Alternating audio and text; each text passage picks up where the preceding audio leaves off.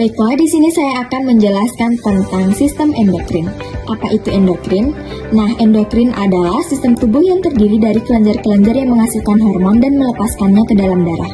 Hormon-hormon ini berfungsi untuk mengatur berbagai fungsi tubuh, seperti metabolisme, pertumbuhan, perkembangan, dan fungsi sistem organ lainnya.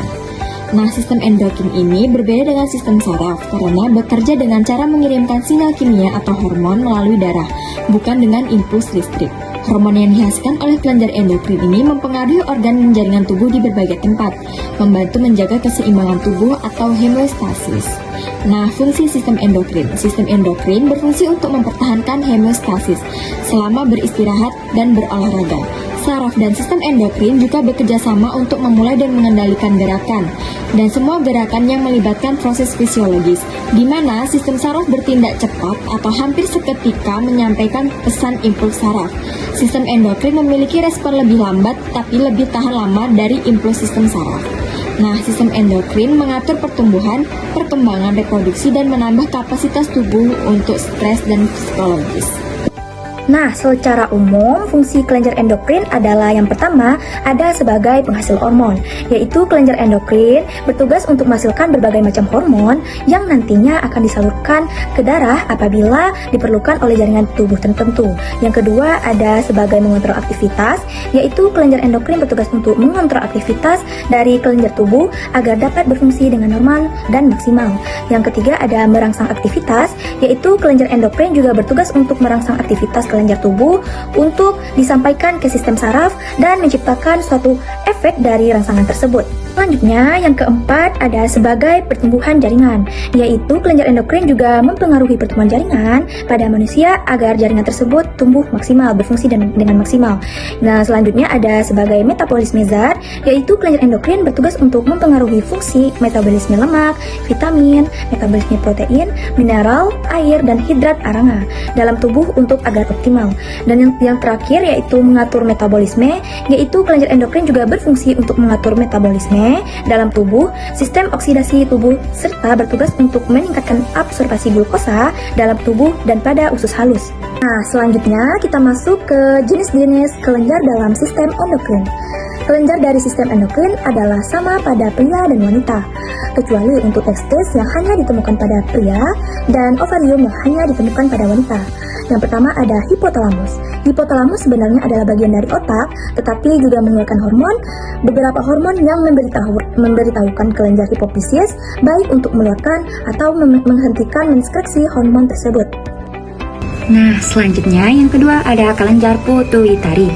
Kelenjar pituitari yaitu seukuran kacang melekat pada hipotalamus oleh tangkai tipis. Lihat gambar di atas. Nah, gambar di atas ini terdiri dari dua lobus seperti bola. Lobus posterior, yaitu belakang, menyimpan hormon dari hipotalamus. Lobus anterior, yaitu depan, mengeluarkan hormon hipofisis. Beberapa hormon hipofisis dan efek mereka tercantum dalam tabel di bawah ini. Kebanyakan hormon hipofisis mengendalikan kelenjar endokrin lainnya. Itu sebabnya hipofisis sering disebut master gland dari sistem endokrin. Nah, selanjutnya yang ketiga ada kelenjar hipofisis.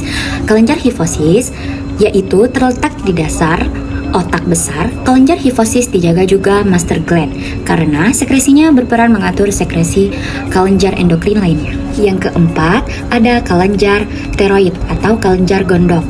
Yang kelima ada kelenjar paratiroid atau kelenjar anak gondok.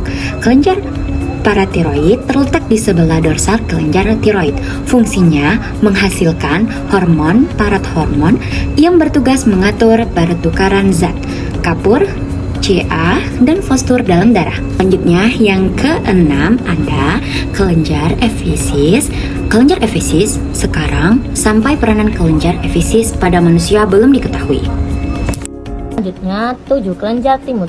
Fungsi kelenjar timus untuk menimbun hormon somatotropin atau hormon pertumbuhan dalam masa pertumbuhan. Kelenjar timus berhenti bekerja setelah masa remaja. Yang kedelapan, kelenjar Langerhans. Kelenjar Langerhans terdapat di dalam pankreas, tugasnya menghasilkan hormon insulin. Yang kesembilan, kelenjar suprarenalis atau kelenjar anak ginjal atau kelenjar adrenal. Kelenjar terdiri atas dua bagian, yaitu konteks dan medula. Yang ke-10, kelenjar kelamin atau gonad. Kelenjar kelamin dibagi menjadi dua, yaitu pada pria dan wanita. 1. Yang pertama, kelenjar kelamin pria. Kelenjar kelamin pria adalah testis, fungsinya menghasilkan sperma.